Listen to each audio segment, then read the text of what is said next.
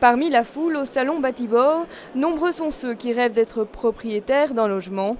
Mais à Bruxelles, les prix s'enflamment et obtenir un prêt hypothécaire est parfois un parcours du combattant.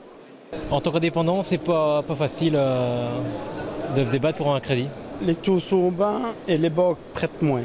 C'est pas très facile parce que d'une manière générale, les prix à Bruxelles sont relativement chers et les revenus ne suivent pas la même cadence que l'augmentation des prix de l'immobilier. Alors, pour faciliter l'installation des jeunes ménages à revenus moyens, la ministre du Logement, Céline Frémaux, revoit les conditions d'accès à ces crédits. Concrètement, le taux du prêt sera diminué, il pourra atteindre 120% du montant du logement, il pourra dépasser 30 ans et les mensualités seront désormais progressives. On va instaurer des mensualités progressives qui vont être revues. Par exemple, si on prend un 2%, un bien de 200 000 euros, un taux de 2,5, on va commencer à 700 euros, puis ça va monter à 800 et ça terminera à 900. Le dernier point essentiel porte sur le montant maximal du prêt. Il sera adapté à celui du logement, objectif mieux collé au prix du marché.